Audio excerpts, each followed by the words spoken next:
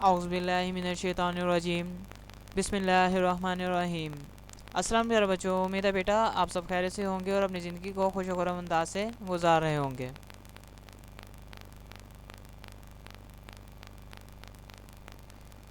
Students, आज सी language की book का चैप्टर नंबर 2 का सेकंड लेक्चर है। फर्स्ट लेक्चर में बच्चों हमने सिर्फ फर्स्ट जो सा सेकंड चैप्टर था उसका इंट्रोडक्शन देखा था कि मेन आर्टिकल्स कौन से हैं, इसके कौन कौन से कॉन्सेप्ट्स होंगे जो आपको हेल्पफुल रहेंगे सी लैंग्वेज के अंदर। ठीक है, तो इसी से आगे हम आज का लेक्चर अपना शुरू करते हैं। अगर हम बच्चों आज के लेक्चर की बात करें, जो हमने आज आर्टिकल कवर करना है बच्चों, जो आज हमने आर्टिकल कवर करने हैं, फर्स्ट ऑफ ऑल हम देखेंगे कि प्रिंट फंक्शन क्या होता है। प्रिंट फंक्शन पर बात होगी, हम वैलिड डिटेल जितने कॉन्सेप्ट हैं प्रिंट फंक्शन के उसको देखेंगे। प्रिंट फंक्शन के बाद हम देखेंगे प्रोग्राम्स को, कुछ हम इस पर प्रोग्राम्स भी करेंगे। प्रिंट फंक्शन के ऊपर हम प्रिंट फंक्शन को यूज़ करेंगे और इसका यूज़ देखेंगे कि आप प्रोग्राम्स के अंदर कैसे यूज़ करें उसे। और जो जो बच्चों हम प्रोग्राम करेंगे साथ साथ हम उनका एल्गोरिथम और फ्लो चार्ट भी देखेंगे। तो ये हमारे आज के मेन कंटेंट होंगे जो हमने कवर करने हैं आज के लेक्चर में। तो शुरू करते हैं आज का लेक्चर।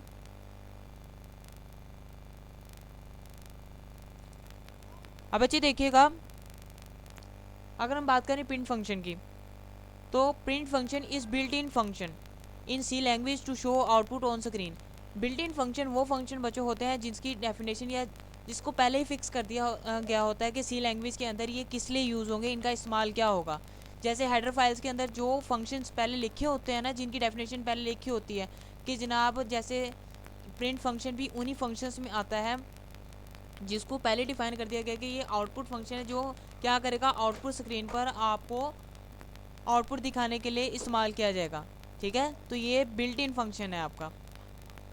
नेक्स्ट देखिएगा, its name come from print formatted that is use to print the formatted output on the screen. जो प्रिंट फंक्शन है ये प्रिंट फॉर्मेटेड से निकला है। ठीक है, ये प्रिंट फॉर्मेटेड से निकला है जो क्या करता है, आपको आउटपुट स्क्रीन पर दिखाता है कि आपने किस फॉर्मेट में कोई भी टेक्स्ट लेना है। Its name come from print formatted, ये प्रिंट फॉर्मेटेड से इसका नाम लिया गया है। That is use to print the formatted output on the screen, कि आपने स्क्रीन पर कैसे आउटपुट दिखाना है इसलिए इस्तेमाल किया जाता है। It is also called formatted output function, इसको आप फॉर्मेटेड आउटपुट फंक्शन भी कहते हैं। Print function is use to send output of the program towards monitor. जो प्रिंट फंक्शन होता है इसको इस्तेमाल किया जाता है प्रोग्राम के आउटपुट को मॉनिटर की तरफ भेजने के लिए। ठीक है, जो मॉनिटर पर आप आउटपुट देखते हो प्रिंट फंक्शन को उसके लिए भी इस्तेमाल किया जाता है। It can display text constants और variables of value of variables on the screen.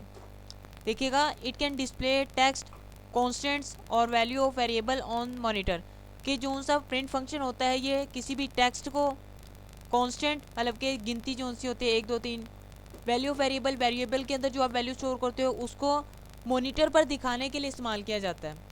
ठीक है, it is a library function defined in stdio.h header file.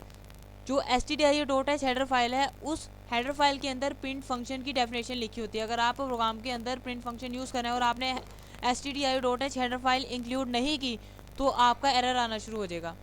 ठीक है, आगे देखते हैं।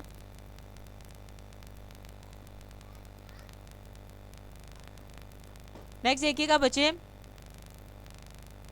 इसका सेंटेक्स के प्रिंट फंक्शन को आप किस सेंटेक्स के जरिए किस तरह लिखते हैं कैसे हैं प्रोग्राम के अंदर। इसका जनरल सेंटेक्स ये है, फर्स्ट ऑफ ऑल लिखते हैं आप प्रिंट फंक्शन, प्रिंट एफ लिखते हैं, फिर पैरेंथेसिस यानी छोटी ब्रैकेट, फिर डबल कोटेशन। डबल कोटेशन के अंदर आप लिखते हो स्ट्रिंग। ठीक है, फिर डबल कोटेशन, फिर क्लोजिंग पैरेंथेसिस, फिर स्टेटमेंट टर्मिनेटर लगा देते हो। अब अगर हम बात करें स्ट्रिंग की, string is a combination of characters, it is written in double quotation, कि जब आप कैरेक्टर्स को डबल कोटेशन के अंदर लिखते हो तो वो स्ट्रिंग बन जाता है। अब कैरेक्टर्स में आपके पास गिनती भी हो सकती है, लेटर्स भी हो सकते हैं, स्पेशल सिंबल्स भी हो सकते हैं। ठीक है, जब भी किसी टेक्स्ट को किसी भी तहरीर को आप डबल कोटेशन के अंदर लिखते हो तो वो स्ट्रिंग बन जाती है। ठीक है, आगे देखिएगा, मिसाल के तौर पर प्रिंट फंक्शन का इस्तेमाल किया हुआ है और हमने डबल कोटेशन के अंदर क्या लिखा हुआ है, दिस इज आ स्ट्रिंग। अब ये दिस इज आ स्ट्रिंग जो ये हमने लाइन लिखी है ये लाइन असल में क्या है, स्ट्रिंग है, क्योंकि हमने इसे डबल कोटेशन के अंदर लिखा हुआ है। ओके, आगे देखिएगा, अगर हम बच्चों प्रिंट फॉर्मेट के सेकंड फॉर्मेट की बात करें, उसका सिंटैक्स है आपके पास ये, देखिएगा प्रिंट फंक्शन आप लिखते हैं, फिर पैरेंथेसिस के अंदर स्ट्रिंग। अब स्ट्रिंग ये वाला हिस्सा हो गया, फिर कोमा डालकर आप आर्गुमेंट भी लिख सकते हो प्रिंट फंक्शन के अंदर, ठीक है। अब देखिएगा आर्गुमेंट असल में क्या होता है, इसको हम देखते हैं। It is consist of variables, constants और expression whose values are not to be printed on monitor. कि असल में जो आपके पास आर्गुमेंट होते हैं ये वेरिएबल भी हो सकते हैं, ठीक है, ये कॉन्स्टेंट्स भी हो सकते हैं, या फिर ये एक्सप्रेशन भी हो सकते हैं जिनकी वैल्यूज आपने मॉनिटर स्क्रीन पर दिखानी हो। इनको समझिएगा ज़रा मिसाल के तौर पर। जैसे देखिएगा आपको मिसाल दी हुई है, प्रिंट फंक्शन यूज़ किया हुआ है सम ऑफ परसेंटेज डी। अब यहाँ पर परसेंटेज जो डी है आपके पास, ये आपके पास है फॉर्मेट स्पेसिफायर, ये भी फॉर्मेट स्पेसिफायर है, ये भी फॉर्मेट स्पेसिफायर है। अब देखिएगा होता क्या, यहाँ से ये पहला वेरिएबल, इसकी वैल्यू स्टोर होगी इस तरफ से फर्स्ट परसेंटेज डी के अंदर, फिर वेरिएबल 2 में यानी var 2 में जो वैल्यू होगी वो स्टोर होगी यहाँ से सेकंड परसेंटेज डी के अंदर, फिर सम की जो सी वैल्यू सम में जो स्टोर हुआ होगा उसकी वैल्यू स्टोर होगी यहाँ से तीसरे नंबर पर परसेंटेज डी के अंदर। यहाँ पर जो ये ग्रीन में लिखा हुआ है ये असल में यहाँ पर क्या है, आर्गुमेंट, ठीक है, और यहाँ पर ये आपके पास स्ट्रिंग के अंदर उन्होंने फॉर्मेट स्पेसिफायर लिखे हुए हैं, तो इसी वजह से यहाँ पर लिखा हुआ है जो आर्गुमेंट होता है it is consist of variables. ये वेरिएबल्स पर भी मुश्तमिल हो सकता है, कॉन्स्टेंट्स पर भी और एक्सप्रेशंस पर भी, whose values are to be printed on monitor, जिनकी वैल्यूज होती हैं मॉनिटर स्क्रीन पर प्रिंट करवाना होती हैं, ठीक है। अब बच्चों ये तो था प्रिंट फंक्शन का। अब हम क्या करते हैं, इनको प्रोग्राम के जरिए समझते हैं, तो शुरू करते हैं।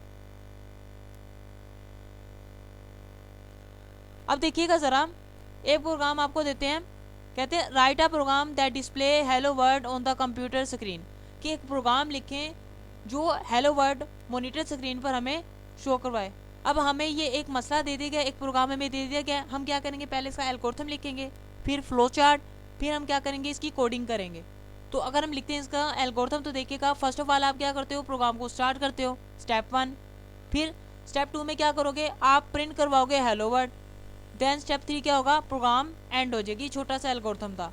इसी का अगर हम फ्लो चार्ट बनाएंगे तो देखिएगा फर्स्ट ऑफ ऑल स्टार्ट की अलामत लगाएंगे, फिर आपके पास आ जाएगी प्रिंट हेलो वर्ड, ये वाले आपने सिंबल यूज़ किया, देन थर्ड पर आपके पास क्या हो जाएगा, प्रोग्राम एंड हो जाएगा। अब हमने एक छोटा सा मसला लिया, उसका हमने एल्गोरिथम और फ्लो चार्ट लिख लिया। अब हम क्या करते हैं, इसकी हम कोडिंग शुरू कर देते हैं। फर्स्ट ऑफ ऑल हम क्या करेंगे, हेडर फाइल इंक्लूड करेंगे stdio.h, क्योंकि stdio.h के अंदर आप जो आप फंक्शन इसमें यूज़ करोगे उसकी डेफिनेशन मौजूद होगी। हमने प्रिंट फंक्शन यूज़ करना है ना, तो stdio.h के अंदर प्रिंट फंक्शन की डेफिनेशन मौजूद है। फिर इसके बाद हम क्या करेंगे, वॉइड मेन फंक्शन लगा देंगे, फिर ओपनिंग करली ब्रेसेस।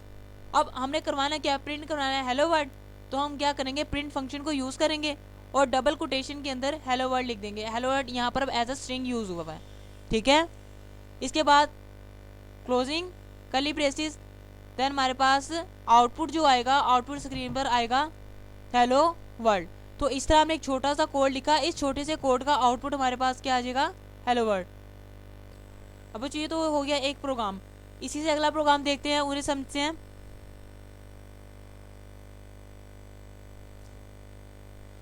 अब नेक्स्ट प्रोग्राम देखते हैं बच्चों, write a program to find sum of two numbers in C language, कि आप एक ऐसा प्रोग्राम लिखें जो दो नंबर्स के सम को आउटपुट स्क्रीन पर शो करवाए। अब वो दो नंबर्स कोई से भी हो सकते हैं। हम देखिए, हम इसका पहले लिखते हैं एल्गोरिथम। स्टेप 1 आपके पास क्या आ जाएगा, स्टार्ट।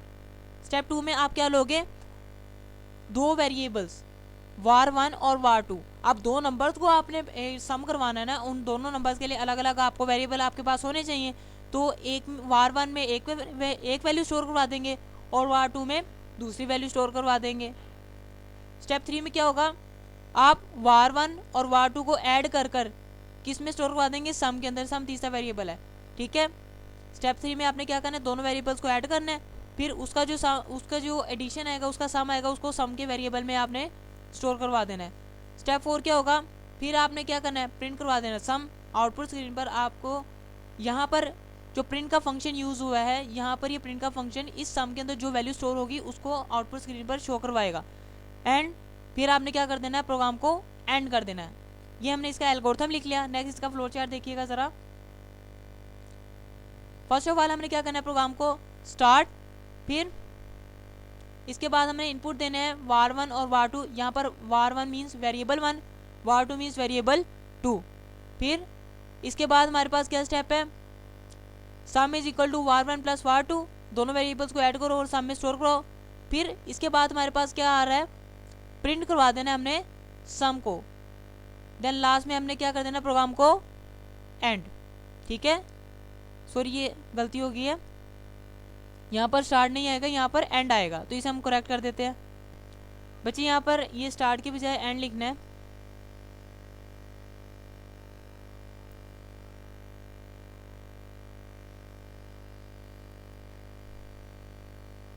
ये चीज़ ठीक है। फिर बच्चों हमने इसका लिख लिया फ्लो चार्ट, एल्गोरिथम। अब इन दोनों को देखते हुए हम अपनी कोडिंग शुरू करेंगे। तो शुरू करते हैं। ये हमने लिखा प्रोग्राम, प्रोग्राम में हमने क्या ऐड की, हेडर फाइल str.h। ठीक है, फिर इसके बाद वॉइड मेन फंक्शन लगाया। वॉइड मेन के बाद हमने क्या लिखने हैं, ओपनिंग करली ब्रेसेस। अब हमने क्या करना है, इसके नेक्स्ट स्टेप में हमने वेरिएबल्स को मतलब कि डिक्लेयर करवाना है। इन टाइप का वेरिएबल हमने लिया var1, var2 और सम। ये तीनों के अंदर आपने इंटीजर टाइप की वैल्यू स्टोर करवानी है। फिर इसके बाद वेरिएबल 1 यानी var1 में आपने 2 स्टोर करवा दिया है। फिर वेरिएबल 2 में यानी var2 में आपने आपने var1 में 2 स्टोर करवाया और var2 में आपने 3 स्टोर करवा दिया। इसके बाद आपने क्या किया, sum is equal to var1 plus var2, यानी var2 में क्या है 3 और var1 में क्या है 2, तो 2 प्लस 3 कितना होता है 5। तो 5 जो सा है इस सम में आकर क्या हो जाएगा, स्टोर। फिर आप क्या करेंगे, प्रिंट का फंक्शन यूज़ करेंगे और यहाँ पर आपने क्या लिखा है, sum is equal to %d। अब %d यहाँ पर इस वजह से लिखा गया है क्योंकि आपने जो सम लिया है, सम इंटीजर टाइप का वेरिएबल है, तो इसके लिए इंटीजर के लिए जो आप फॉर्मेट स्पेसिफायर यूज़ करते हो %d यूज़ करते हो। तो सम में जो भी स्टोर होगा वो आकर किधर स्टोर हो जाएगा, इस जगह पर जहाँ पर %d लिखा हुआ है। तो इसके बाद आप क्या करोगे, गेट का फंक्शन लगाओगे स्क्रीन को रोकने के लिए। फिर आप क्या करेंगे, और क्लोजिंग करली ब्रेसेस इस्तेमाल करेंगे। देन आपके पास जो आउटपुट आएगा, आउटपुट कुछ इस तरह से होगा, sum is equal to %d। अब देखिएगा ये आपने स्ट्रिंग बनाया हुआ था, स्ट्रिंग एज इट इज आता है और %d की जगह पर जो सम के अंदर आपने स्टोर किया होगा वो आ जाएगा। सम के अंदर 5 आ रहा था तो यहाँ पर आपके पास आ गया 5, सम इज इक्वल टू 5। तो बच्चों इस तरह हमने प्रिंट फंक्शन को प्रोग्राम्स के अंदर लिखना है। अभी ये सिंपल से 2 प्रोग्राम्स हमने किए ताकि आपको लॉजिक समझ आ जाए। ठीक है, इंशाल्लाह जैसे जैसे आगे बढ़ते जाएंगे तो हम प्रोग्राम थोड़े लेंथी भी करेंगे।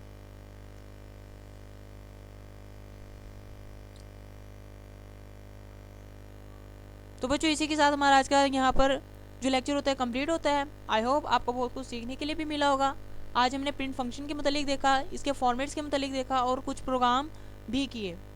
तो बच्चों kindly subscribe, like and share this lecture and always keep smiling. और बच्चों हंसते रहें, मुस्कुराते रहें और दुआ में याद रखिएगा। इंशाल्लाह अगली मुलाकात इससे नेक्स्ट लेक्चर में होगी। तब तक के लिए अल्लाह हाफिज़।